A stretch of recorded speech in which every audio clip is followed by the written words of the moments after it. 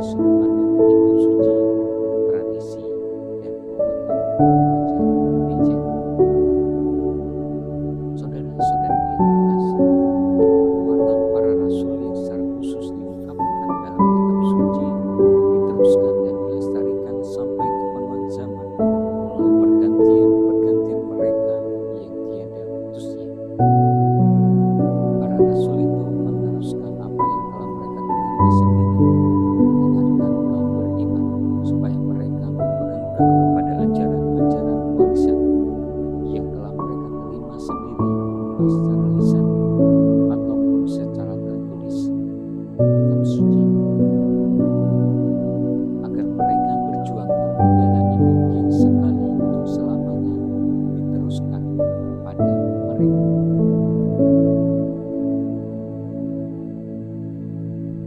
Melalui kitab suci, tradisi, dan ajaran gereja, umat paroki mengenal Allah dan keputusan-keputusannya demi keselamatan manusia.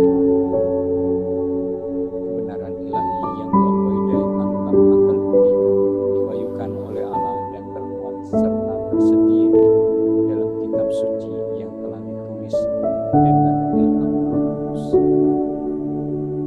Kitab suci menyajikan rencana keselamatan Allah yang memuncak dalam Yesus Kristus, yang adalah sabda Allah yang kekal dan sempurna.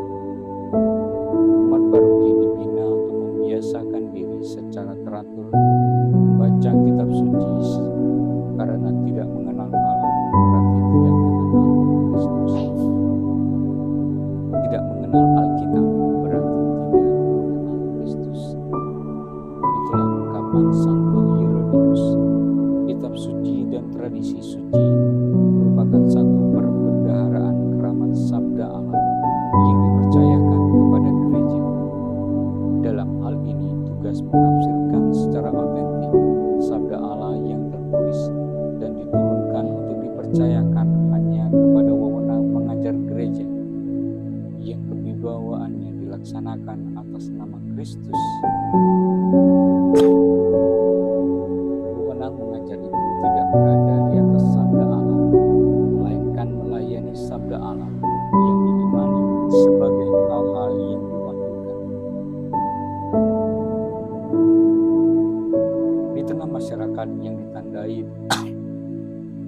dengan pluralisme agama, hendaknya umat paroki sungguh sadar bahwa kitab suci mempunyai tempat khusus dalam gereja Katolik yang berbeda dengan kitab suci agama lain.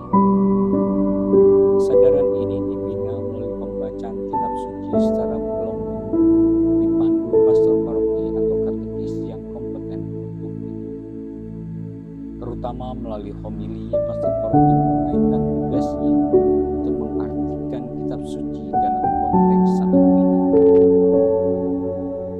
Dengan demikian dapat dicegah kemungkinan munculnya penafsiran individual yang cenderung subjektif dan tidak jarang menjadi liar tak terkendali.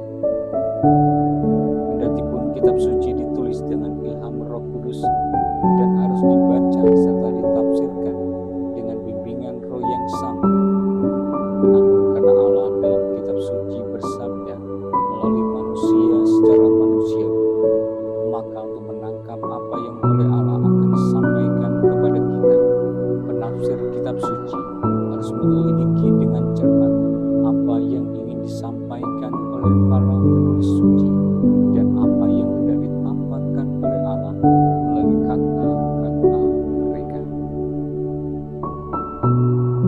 Bulan September yang ditetapkan sebagai bulan kitab suci hendaknya dimanfaatkan kembali di lingkungan untuk semakin mendalam kitab suci, khususnya Perjanjian Baru. Dengan demikian, umat paroki akan semakin mengenal Kristus. Barang siapa melihat Dia, melihat Bapa juga. Dengan segenap kehadiran dan penampilannya, dengan sabda maupun karyanya, dengan tanda-tanda serta mujizat-mujizatnya, namun terutama dengan wafat dan kebangkitannya yang penuh kemuliaan dari maut. Akhirnya dengan mengutus roh kebenaran menyelesaikan semuanya. Jelaslah bahwa